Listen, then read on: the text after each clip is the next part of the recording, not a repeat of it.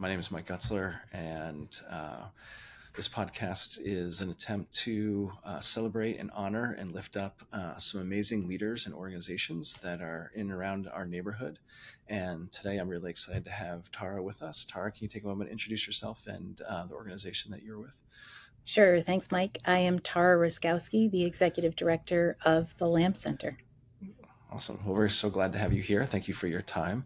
And if you could just start off, please tell us a little bit about the amazing place that is the Lamb Center. Sure will. The Lamb Center is a daytime shelter for people who are experiencing poverty and homelessness in central Fairfax County. We serve about 1,900 unique individuals a year. Not all of those folks are experiencing homelessness, but a large majority of them are. So when folks come through the doors at the Lamb Center, our intention is to be very holistic in the way that we approach our guests. We refer to folks as guests, not as clients. Our intention is to be low barrier. We are a Christian ecumenical ministry, and that really governs how we serve, not who we serve, but how we serve. And it really differentiates us from other social services organizations in our area. But when folks come through the door, they can receive meals, showers, clothing. We have laundry service. We have medical and dental. We're a place where people can pick up mail. We have cubbies for our guests where they can store their belongings if they need to. Of course, we have case management services, which is sort of the most critical component of our work at the Lamb Center. We have Bible study and weekly chapel services. So many services Yeah. available at the Lamb Center. It's a great space. Can you tell, for those who may have not been inside, can you tell us a little bit about the layout and all the different things that are there once you walk in? Yeah, so when you come through the doors, again, our intention is to be very low barrier and very accessible. And so the only thing that we ask for when people come through the front door is for their name. And we welcome them. And that's very important to who we are and what our guests have come to expect from us. We know your name when you come through our door. And for a lot of our folks who are so invisible in the community, just having someone know their name and use their name is really powerful. And so when folks come through the door, we have a large great room. The centerpiece of the great room is our Bible study table, and it's a place where we have daily Bible study. But it's just a gathering place where people eat and visit because we're really a community at the end of the day. So a community of staff, of guests, and of the volunteers who are really important, critical component of our ability to do the work that we do. So again, when you come through, there's this large open space with a Bible study table, and on the other side of the room, there's a big kitchen where we serve breakfast and lunch. And then on the right side of the room, there's a laundry service where you can drop off your laundry in the morning, and we'll typically have it done for you that same day, but we tell guests they can come back the next day and pick up their laundry. We have case management offices sort of on the periphery of the room, and our operations team, which is right there off of the main room. And then upstairs, we have additional staff offices, but we also have a medical clinic and a dental clinic. We have a large classroom space because we tend to be a convener with so many local community organizations, and they use that space. For example, we have daily AA meetings that are held up in that space, and we also, as a catalyst for community groups, also partner with other organizations that provide services for our guests. So a lot happening in a relatively small space. Altogether, it's probably about 10,000 square feet of space with lots of services happening throughout the day. And our hours of operation were open Monday through Saturday, and Monday through Friday we're open from 8 until 3 p.m. Although we do open earlier for our workforce crew. We have a great workforce development program that helps folks get back to work who are interested. And we have wonderful partnerships with Fairfax City and Fairfax County. And our workforce crews actually come in as early as 6:30 in the morning so they can take a shower, have a meal before they head out to work for the day. But for the rest of the folks who come in, it's 8 to 3, Monday through Friday, and then on Saturdays, 8 to 12:30. Great. Great. And you listed off a variety of services, which is extraordinary. Can I assume that those are all free for your guests? 100%, yes. Wow. That's fantastic. Excellent. So you also mentioned, and all those services are possible through the help and support of a lot of volunteers. Can you say a little bit about what your volunteers do on a regular basis or on a daily Oh my basis gosh, when they come in? yes, we are so, so grateful. So I guess if our staff is sort of the skeleton, the volunteers are the flesh, and we could not be who we are and what we are without this army of folks that come in with just a huge desire to serve. And we are super blessed to be supported by over 80 faith partners that support us in a variety of ways. Certainly, most importantly, with prayer and volunteers. They provide in kind as well as financial supports for the Lamb Center, and so they're a great source of volunteer recruitment, and we're very, very grateful for our faith partners. We have a variety of ways that people can volunteer and serve at the Lamb Center. There are sort of four major areas, but there's many, many spin-offs. But the four major areas are at our front desk, in our kitchen, in our laundry, and then upstairs in our clothing closet. But there's many other opportunities to do drives for us and to do one-off projects. So we have a volunteer coordinator named Katie Glick, and she can be, you can connect with her on our website. It's a great way to find out what's available and how to get connected with the Lamb Center. So, in addition to that, can you maybe share one of your favorite stories about how the Lamb Center has impacted an individual or a couple of individuals in a meaningful way? Well, yeah, I would say that everybody's story is different, and it's important that we walk the journey with our guest, no matter what their story is or what brings them to the Lamb Center. And but one guest is who comes to mind is a gentleman named Patrick, and he came to us a few years ago experiencing homelessness. His family situation was pretty rough, and ended up leaving his home, and he was sleeping in a park in Fairfax. Learned about the Lamb Center, came in, got connected with our case management services, got involved in our jobs program. We have, as I mentioned, a wonderful workforce development program, which is centered around two different partnerships that we have, one with Fairfax City, the other with Fairfax County. And Patrick got involved, was just a star right off the bat in our workforce program. And just the dignity, the opportunity to get back to work and to reconnect with the community, really restored his confidence and his sense of self. And he did such an outstanding job. He was hired initially on a part-time basis by the city of Fairfax to work in their Parks and Rec department. And they very recently just offered him a full-time position. And so now Patrick is housed. He has a car. He's really back on his feet, and he's giving back. He's still involved with us here at the Lamb Center, and is just an inspiration for all of us, and definitely to our guests as well. Wow, what a wonderful story. That's great. Yeah. So as you think about Patrick, but also meeting and interacting with so many guests, what do you find to be some of the biggest factors that contribute to people experiencing homelessness? There are a lot of factors that contribute to homelessness. I'd say the number one factor is the cost of housing. Oh, really?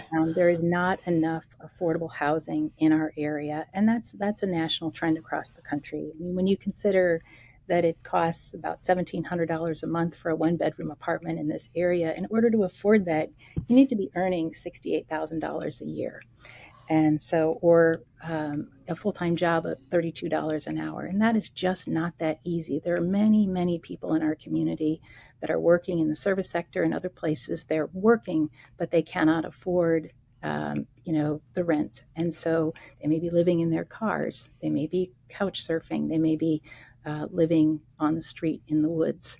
Yeah. And those are a lot of the people that we have here at the Lamb Center. So I would say the number one factor contributing to homelessness, and the greatest challenge that we are facing as a community here, is affordable housing. Hmm. So another factor for sure, though, would be disability, behavioral health or mental health challenges that individuals may have.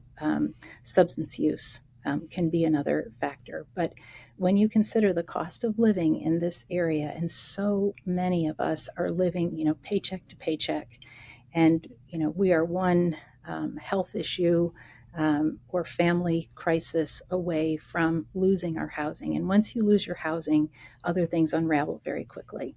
And reciprocally, when we can gain housing, then we can really work on other issues. And so, one of the principles that the Lamb Center subscribes to is this housing first model, that it's Hmm. just absolutely critical that we get people housed and then we work on their other challenges. It's very difficult to recover from an exit homelessness and stay off the street until you have a roof over your head, and then you can work on the other challenges that you may be facing.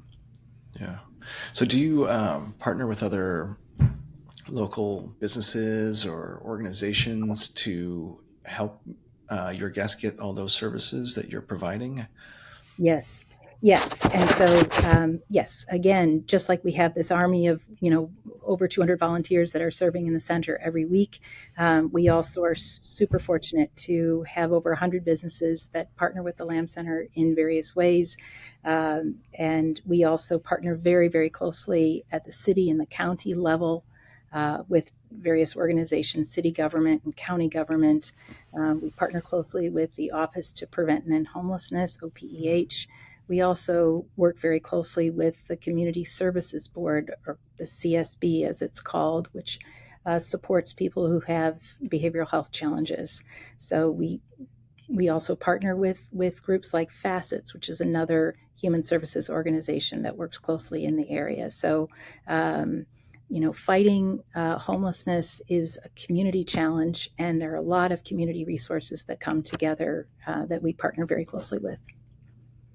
And so, with all that additional support, it provides a staff for you and your team. So, can you say a little bit about what are the resources that your staff provides to your guests and the ways that they engage with your guests on a regular basis? Sure. We have a staff of 19. We're growing. We're actively looking for a couple of additional positions right now. And the reason that we're growing, Mike, is because the Hmm. need is growing in the community. So last year we saw approximately 12% increase in the number of folks who were coming through our door. That was in FY23. And in FY24, we saw a 7% increase. So still growing, although the rate of growth appears to be Hmm. easing up somewhat. But this tracks with national trends, and so in response, in order to really make sure we're meeting the needs of our guests in as a holistic and complete way as needed, we've been growing our staff, and so we're approximately 19 right now with 5 case managers. Again, that's kind of the bread and butter of what we do, so that when our folks are coming in and looking for help, our case managers are able to work with them on restoring identification. If you're looking for employment or housing, you need to have those critical documents. And when you're experiencing homelessness, those documents are often lost. And so that's a critical service that our case managers can provide. They also can connect our guests to housing resources, to behavioral health resources. They're a place where our guests can just open up and talk about their situation and their needs. And our case managers are mostly masters of social work, and so they're trained and really well prepared to accommodate and to support the needs of our guests. So 5 case managers. We have a number of people on our operations team that support the daily operations in the center and make sure things are running smoothly, and that we have the meals and all the supplies that we need in the center, and just to ensure that our guests are well received when they come through the door. Coordinating our volunteers is another important role that our operations team supports. And then, of course, we have development personnel and communications folks that help to, get our message out and tell the And story of those our case managers, guests. they'll walk with your guests every step of the way, hopefully. Absolutely. Oh my gosh, they do tremendous work, and they come to their work with with really open hearts. And it's not easy. Our case managers really do the heavy lift, and there's vicarious Mm, trauma that they experience. Just in the closeness of the relationships that they have with our guests and working with them on a daily basis. So we work hard to support our case managers because they're doing important work that's and great. difficult work. So, can you tell a little bit about the environment the Lamb Center tries to create for its guests? And you can probably talk a little bit about how your case managers and your other staff does that. But how does it continue to be an inclusive place for such a diversity of people that come through your doors? Hmm. Yeah, well, I think that our Christian identity is something that is core to sort of how we serve. And our mission statement is to live out the compassionate heart of Christ by serving our neighbors experiencing homelessness. And we really, even though to walk through our doors and receive services, it doesn't matter if you are Christian or if you have any faith at all. We want to work with you and meet your needs. But it does sort of govern how we serve, and that our identity Mm, is rooted in the gospel, and the service that we're called to as Christians really sort of plays out in the way that we care for guests who come through our nice. doors. So as you kind of shared all the different ways that the Lamb Center is impacting people who are experiencing homelessness and supporting them, and the resources that you provide, what are the ways that you hope the Lamb Center can grow in its services? Or can you say a little bit about where you hope to be in, say, next year, 2 years to 5 years? Yeah. Yeah, I'm glad you asked, because the Lamb Center is just about to step into a major project which will create housing for 54 people who are currently experiencing homelessness. Come January of 2025, we'll be breaking ground on Beacon Landing, which is a permanent supportive housing community that will, as I mentioned, serve 54 people. And we're absolutely thrilled to be on this journey. And we've partnered up with Wesley Housing, which is a premier affordable housing developer in the area, to create this project. It's very exciting. The funding for it has come from all levels of government, beginning with the city of Fairfax, also Fairfax County. The state has contributed significant resources, and we've received federal resources. We're still putting together the funds that we need for this project, but we're absolutely delighted to be stepping into housing. We recognize it as the greatest unmet need that our guests have. And the particular kind of housing that we're creating, permanent supportive housing, is, as it says, it is permanent, meaning this is not temporary housing. That when folks move in, they'll be able to stay. This will be their residence in the place where they can live. And it is affordable. It will. We do want our residents to have skin in the game, so they will be required to pay 30% of their income or a Hmm, minimum of $50 a month. It is supportive, meaning that there will be holistic case management services offered in at the residence to help care for our guests. We know that when people are housed, it's not enough to just put them in housing. In order to successfully exit homelessness, they need to have those full wraparound and holistic services available to them. So, permanent supportive housing is a proven solution to homelessness, and the Lamb Center is absolutely thrilled to be building Beacon Landing, starting, as I mentioned, in January of this year.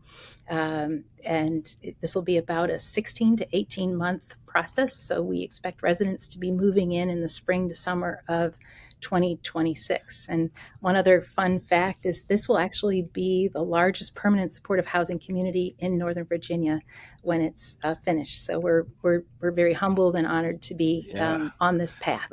Uh, there's yeah, two other absolutely. areas, if I may mention, that are big strategic priorities that we're working on.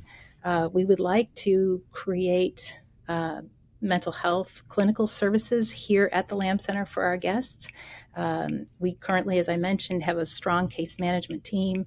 We recognize that we'd like to add to that team clinicians that can provide direct services. Right now, the Lamb Center does referrals to the Community Services Board for our guests, but we feel like if we could lower those barriers to accessing behavioral health services, we would have more uptake and more of our guests would be able to engage and receive that kind of care, which is really, really needed in this community. So we're right now exploring various partnerships and thinking about the best way to bring that clinical capability into the Lamb Yeah. Center. So stay tuned on that. There'll definitely be more information. And then the third area of strategic focus is an expansion of our Nice. workforce program. So I mentioned that we have strong relationships with the city of Fairfax and Fairfax County. We have contracts with both, where our Lamb Center guests are able to go out and be involved in a workforce training program. They're paid to train. It's a 90-day program, and at the end of that program, we place them into various jobs that align with their skills and interests. We'd like to expand that program significantly and create new partnerships and more diverse opportunities for our guests to work. And so, in the ground floor, the bottom floor of Beacon Landing, which is our permanent supportive housing community, there will actually be a commercial office that will operate like a job center, an employment center, where we'll be able to partner with employers of different kinds. We're very interested in moving out into the private sector to, skill up our workers and guests to really meet the needs of area businesses and expand opportunities, not just for the businesses, but for the guests. And so that new expanded workforce development will be housed in the ground floor of our Beacon Landing building. And we're just thrilled about the prospects of having this building that will not only house, but Wow. employ Those are people. 3 big, bold steps you have coming up in the near future. That's fantastic. Yeah, we're excited about it. We really are, and this is just in response to the need, Mike. And the need is great, and we feel called to do it. We feel like the Holy Spirit is sort of blowing through the place right now, and making these things Yeah. possible for us. I will mention that these things do come with Yeah. costs, and I we're was going to just at ask the that question. outset of a the thing. We're at the outset of a capital campaign. We're in the quiet phase of that campaign, so we'll be saying a lot more about that in the coming months. But those are 3 of the 4. There's actually 4 pillars in that campaign, but those are the strategic initiatives that campaign supports. The 4th pillar of that campaign is just resources to sort of undergird the Lamb Center itself as we grow and go through these changes, to make sure that we have the resources to sustain our staff and to programmatically to manage all the growth Yeah, that we're with moving great need, through. there's also great need for generosity. So, what are some of the ways that the average individual who may not know much about the Lamb Center might be able to either volunteer or to give to support all the great services you provide? The best way to get involved is just to start with our website. You can go on to thelambcenter.org, and you will be able to read about the organization and see what our initiatives are. And then you'll also be able to register for uh, a tour of the Lamb Center and come in and meet with Katie Glick, who manages our volunteers and helps them find the right spot to get involved. So I would say the Lamb Center, or excuse me, the website is the first place to visit. And then I would follow that up with actually a visit to the Lamb Center itself, so you can sort of taste and see all the different things that are going on here. And I think the best thing to do is to match up your personal interests with Hmm. things that are happening here.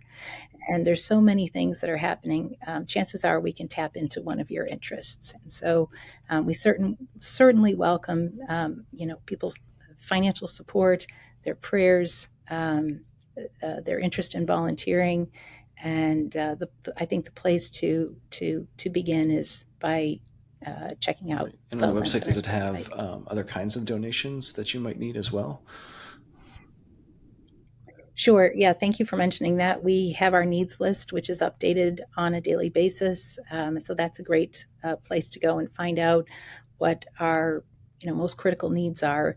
Sometimes people have every good intention and they'll drop by with a bag of clothing, but if it isn't what we're looking for, the chances are we're going to donate it on to another organization. So you're absolutely right. The best thing to do is to visit the website and to see what the needs are at the moment, and to help us Nice. that way. So So hypothetically, let's say somebody who's listening to this podcast and want to make a larger donation or a big gift. Is there some? You mentioned those big three projects you have coming along, but what comes to mind for you if there was some either corporate or large donors out there that would like to support your work? we would love to talk with them. And Wendy Baird is our director of development, and she would welcome a conversation. Her contact information is available on our website, but they can certainly also reach out to me. My contact information is also available on the website, but I'll just mention it here. It would be Tara Ruszkowski at thelambcenter.org. And we would love to sit down with interested parties. And again, I think the best thing to do is when we meet with prospective donors, we always want to learn about them and what their interests are, because I think the more connected you are to the gift that you make, the more meaningful it is, for the individual donor, and frankly for us as well. And so generally, those engagements begin with a tour of the Lamb Center and conversation where we learn about each other. And then we can plan together the way that individuals or corporations want to have an impact. But we absolutely need the help, and the need is tremendous.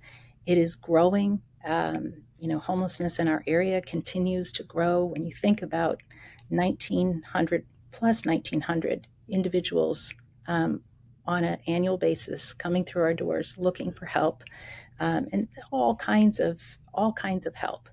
And so the need is tremendous, and the Lamb Center is doing the very best that it can, and it's blessed by the response from the community has been tremendous, and particularly from our Yeah. faith partners like Holy Trinity. We're very, very fortunate that the community is responding in the way it is. This is a generous community that we live in, and so we're especially grateful. But we're also fighting a lot of stigma, aren't we? Around homelessness. And so one of the things about getting involved in the Lamb Center and becoming educated about the challenges that our homeless neighbors are facing is that it builds people's understanding and people's connection. And that's an important part of what we Yeah. also do And here at the one Lamb Center. elements I wanted to highlight for listeners who may not be aware of this is that the Lamb Center provides a unique service in that you are not a homeless uh, area or homeless shelter where people stay over. You are a space for people who are experiencing homelessness to go during the daytime, which is a unique service that you guys provide. That's right. We're the only daytime drop-in center in Region 4 in Fairfax County, and we provide critical services. We're a cooling center in the hot days of summer. We're a warm, safe place for people in the coldest days in the wintertime, and every day in between. And we provide a safe space. We provide a space where when you come through our doors, we're going to know your name. We're glad to see you, and that is just all too important for the community Yeah. that we're And the serving. reality is that when you say goodbye to your guests at the end of the day, they're right back out onto the street, with majority may not have a place to stay that evening. Is there other elements of or aspects of the Lamb Center that we hadn't talked about that you'd like to share with folks? I would just like to encourage folks who have not had a chance to visit the Lamb Center to schedule a visit, to come and get to know us. I started out here actually as a volunteer after my son, when he was in middle school, came to the Lamb Center as part of his confirmation class, and he worked in our laundry. And he was really touched, Mike, by a mom and a son who were experiencing homelessness that he met when he came here, Hmm. at the age of 13, and he came home and said, "Mom, these folks are just like us. but they've hit a bump in the road Yeah. and they need our help. And that's what got me here at the Lamb Center, and that was 13 years ago. And so it's interesting how, sometimes I think God speaks to us through our children, but it was through His eyes that I first came to know the Lamb Center and to know the needs, the real needs of the people in our community, our neighbors who are experiencing homelessness. And so, um, the Lamb Center is a very special place. Um, and it's a wonderful place to spend time. It's a wonderful place to volunteer. And you may say to yourself, well, I don't have a lot of time, but we have regular volunteers and we also have volunteers who fill in. And so you can get on our floater list and then just match your schedule and your availability with openings that we have. We have opportunities for corporate groups to come in and do special projects on the weekends, and that's a lot of fun. So, and if you have an idea, the listener out there that's listening to this podcast has an idea about how they would like to get involved with the Lamb Center, we'd love to talk to you. We'd love to Excellent. hear. So, That's fantastic. Well, I just want to take one extra moment and say thank you so much for sharing your valuable time with me and with us so that others can know more about the Lamb Center. And thank you for all that you're doing, your amazing leadership, and for your fantastic staff that provides such a hospitable place for your guests. It's really quite a special environment. well, Mike, I want to just say a very special thanks to you as well for your leadership and your belief in what we do. You and your community and your family have committed in such personal ways and special ways to supporting, the work of the Lamb Center and the folks that we're serving, and we're really blessed by that. So thank you.